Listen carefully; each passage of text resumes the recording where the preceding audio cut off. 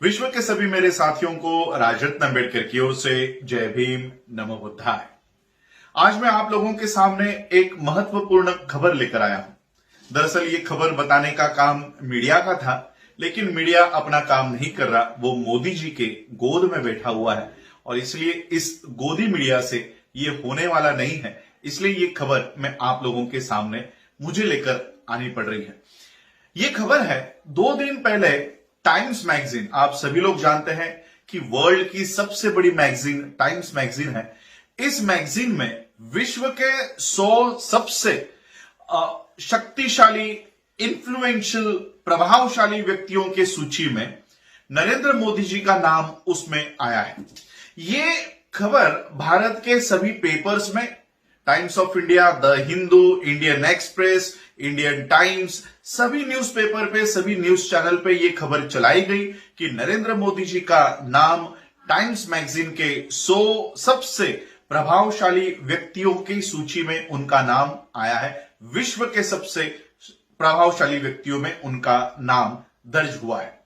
लेकिन इसी गोदी मीडिया ने नरेंद्र मोदी जी के बारे में टाइम्स मैगजीन में क्या लिखा है और किन वजह से नरेंद्र मोदी जी का नाम इस टाइम मैगजीन में आया है, ये उन्होंने नहीं बताया।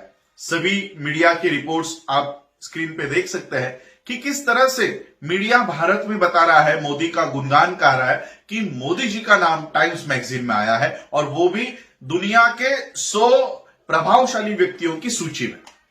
लेकिन वो टाइम्स मैगजीन में किस वजह से उनका नाम आया है, ये बताने को तैयार नहीं है। और इसलिए वो क्या वजह है जिस वजह से मोदी जी का नाम टाइम्स मैगजीन के 100 दुनिया के 100 प्रभावशाली व्यक्तियों में उनका उल्लेख किया गया है, वो वजह क्या है, वो मैं आपको पढ़कर सुनाना चाहता हूं, जो टाइम्स मैगजीन में इंग्लिश में लिखा हुआ है। आप स्क्रीन पर ये ड्राफ्ट देख सकते हो जो टाइम्स मैगजीन में छपा हुआ है।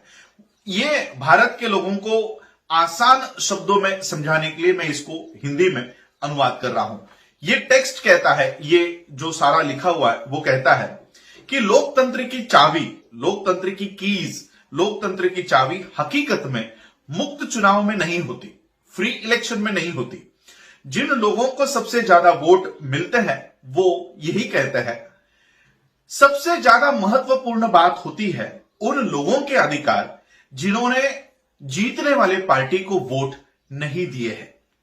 पिछले 7 दशकों में भारत विश्व का सबसे बड़ा लोकतांत्रिक देश रहा है।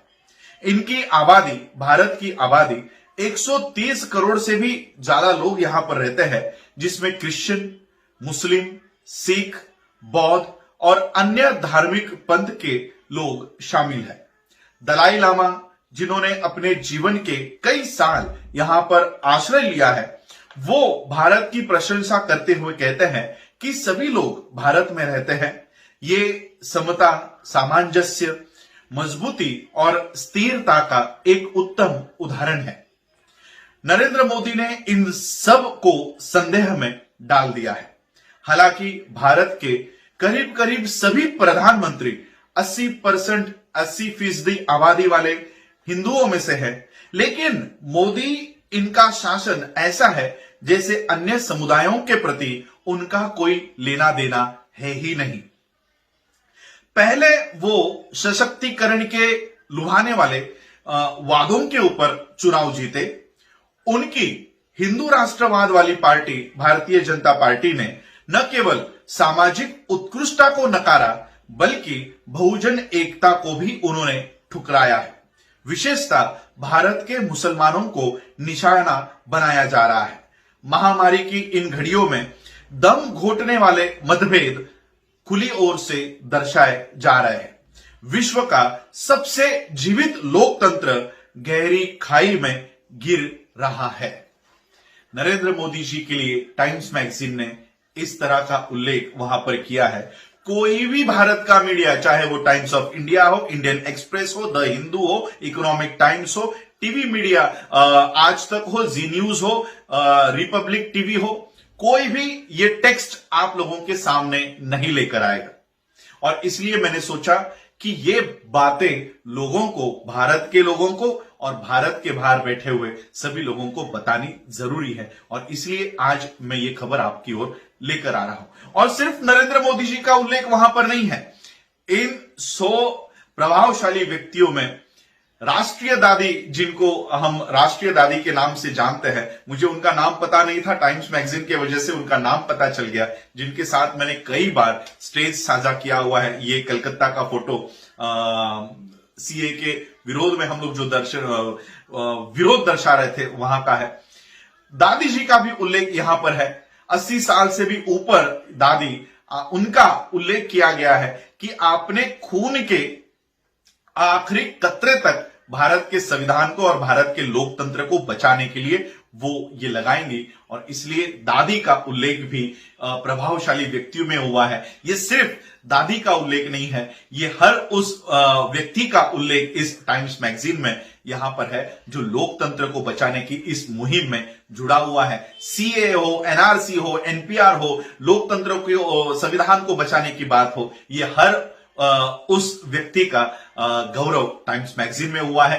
प्रधानमंत्री का इस टाइम्स मैगजीन में जो गौरव आप लोग कह सकते हो, मोदी भक्त कह सकते हैं। मोदी भक्तों ने तो पिछली बार भी जब टाइम्स मैगजीन में, जैसे आप यहां देख रहे हो, डिवाइडर इन चीफ जब उनको बताया गया, डिवाइडर का मतलब भी इनको पता नहीं होता, इन्होंने कई सारे बैनर लगा दिए कि मोदी जी का अभिनंदन, की टाइम्स मैगजीन में उनका उल्लेख डिवाइडर इन चीफ हुआ है। डिवाइडर का मतलब होता है जो भारत का विभाजन करने के ऊपर तुला हुआ है, ऐसा विभाजक, जो मुख्य विभाजक है भारत का, ऐसा मोदी जी का उल्लेख टाइम्स मैगजीन में हुआ था। तो ये अब भी मोदी जी का गौरव कर रहे हैं कि मोदी जी का उल्लेख टाइम्स मैगजीन में हुआ है।